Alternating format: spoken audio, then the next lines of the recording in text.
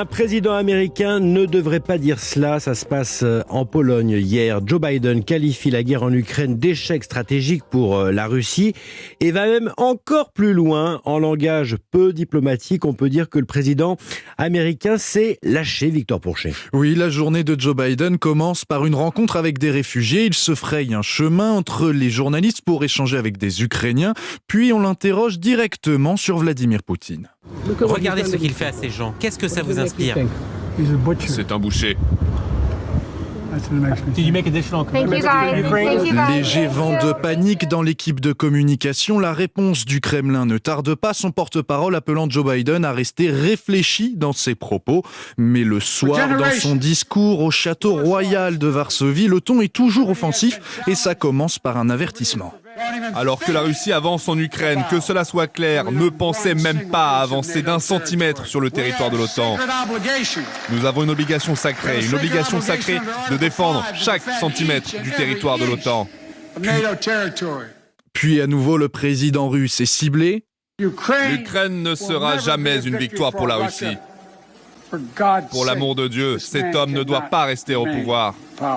Cette fois-ci, limite franchie, la Maison-Blanche s'empresse de rectifier. Joe Biden ne remettait pas en cause le pouvoir de Poutine en Russie, mais plutôt chez ses voisins.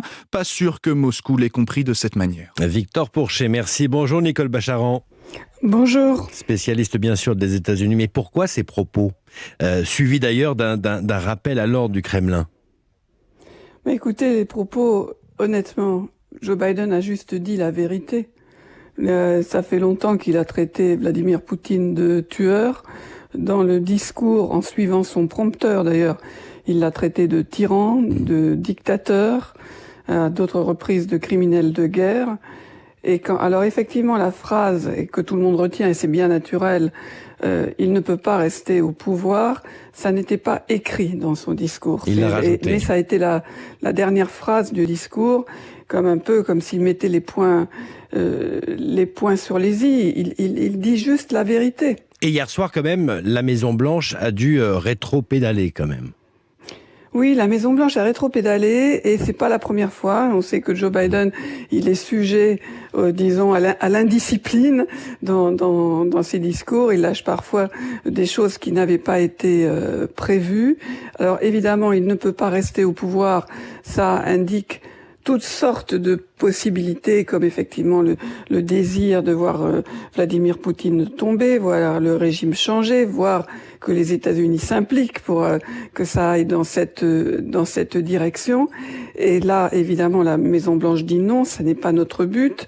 Mais par ailleurs, tout le monde sait que cette guerre est le choix d'un seul homme et qu'effectivement, il a le pouvoir de lancer la guerre, il a le pouvoir d'arrêter la guerre, et que s'il n'était pas au pouvoir, et il ne faut pas se raconter d'histoire, dans toutes les capitales du monde, au moins celles qui souhaitent la paix en Ukraine, se disent si Poutine n'était plus là, ce serait quand même mieux. Nicole Bacharan, finalement, est-ce que c'est pas une manière aussi de reprendre la main? Il s'est tenu assez éloigné de ce conflit européen. Oui, alors c'est vrai que la visite de Joe Biden en Europe, qui a duré presque 4 jours, elle est très forte. Et c'est une claque directe envers Vladimir Poutine, qui comptait sur un OTAN divisé, des démocraties faibles, qui ne pensaient qu'à leur confort. Là, Joe Biden participe à 3 sommets. Il va en Pologne, il reste longuement en Pologne, il fait ce discours, il rencontre des réfugiés, il affirme que vraiment l'OTAN, le territoire de l'OTAN sera absolument défendu. Donc tout cela est très fort. Et c'est Vladimir Poutine qui a ramené les Américains en Europe. Ils avaient aucune envie de revenir. J'entends déjà en France des tas de voix sur l'impérialisme américain, ils saisissent l'occasion, etc. C'est absurde. Les Américains n'avaient aucune intention de revenir puissamment en Europe. D'année en année, le nombre des soldats présents sur le sol européen diminuait. Donc là, il y a une vraie forte présence américaine qui joue un rôle de dissuasion. le plus fort possible à l'égard de Poutine vis-à-vis de l'OTAN. Maintenant, il reste le sort de l'Ukraine, qui est en dehors de l'OTAN et où les démocraties sont enfermées, et Biden lui-même, dans une profonde contradiction. L'éclairage de Nicole Bacharan, dont je rappelle le dernier ouvrage, Les grands jours qui ont changé l'Amérique, c'est aux éditions Perrin. Grand merci à vous, merci beaucoup Nicole. Merci à vous. On le disait hier, la stratégie de l'armée russe a changé pour se recentrer dans l'Est, mais pas sans avoir avant privé l'Ukraine de son essence. Hier, nouvelles frappes aériennes sur les réserves de carburant de plusieurs grandes villes, dont Kiev, bien sûr, la capitale. Et ça pourrait vite devenir un vrai problème, Nicolas Toneff. Eh bien parce que c'est une espèce d'étau qui se referme sur les essences. Avant-guerre, 80% des produits pétroliers consommés en Ukraine provenaient de Biélorussie et de Russie. Actuellement, c'est bien sûr 0%. Autre souci, plus aucune livraison ne peut arriver par la mer puisque la mer Noire et la mer d'Azov sont aux mains des marins de Vladimir Poutine. Il ne reste donc plus que les voies terrestres pour approvisionner le pays depuis l'Europe, ce qui réduit considérablement les possibilités de livraison rapide en grande quantité. Et les difficultés se ressentent déjà ici à Kiev depuis 2 ou 3 jours. Certaines stations-service jusqu'à présent fournies ont fermé. Certaines ne proposent plus l'essence la plus courante, la 95, et d'autres la vendent à des prix scandaleux pour l'automobiliste kievien, jusqu'à 49 grivna le litre, soit 1,50 €, rapporté aux salaires locaux. C'est énorme.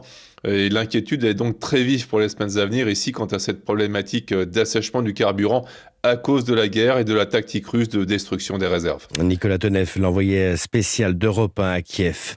Alors vous le savez, ce sont jusqu'à 100 000 réfugiés ukrainiens qui pourraient venir en France. Ceux qui sont déjà là, s'installent dans leur nouvelle vie et cela commence par une inscription à l'école pour les plus petits. Reportage à Saint-Agnans, c'est dans le Tarn. Cette commune de 350 habitants aide 2 familles à retrouver un semblant de vie normale. Reportage signé Benjamin Peter. Bonjour. Depuis lundi, elle est scolarisée à l'école du village et c'est tout naturellement le premier mot français que la petite Léria, 4 ans et demi, a appris. Pour Ina, sa maman, l'acclimatation se passe bien. Она у нас очень коммуникабельный ребенок и быстро находит общий язык с детьми. Относится очень хорошо. Их поддержка – это наша сила. Des habitants leur ont apporté des vêtements, d'autres ont même proposé à ces 2 familles un appartement. Pour Brigitte Parrer, qui les accueille et qui est aussi la mère de Saint-Agnans, c'est tout le village qui se mobilise. Le fait d'être dans un village, c'est peut-être plus facile. C'est les enfants du village, quoi. C'est un petit cocon, voilà. On va les protéger, les cocooner un petit peu. Ouais. Et je crois qu'ils en ont bien besoin. Dima, l'adolescent de l'autre famille, a lui été adopté par l'équipe de foot. Thierry, le compagnon de Brigitte, remarque qu'ils ont déjà l'air plus détendus. On les sent reposés, déstressés. Quand il va jouer au foot, il est super content parce qu'il pense à autre chose. On essaye de faire des petits pas chaque jour pour qu'il soit le mieux possible. Le prochain objectif, c'est de leur permettre d'apprendre le français pour être plus autonomes. En attendant, ils se débrouillent avec quelques bribes d'anglais et surtout le traducteur automatique de leur téléphone. À Saint-Agnans, Benjamin Peter, Europe 1.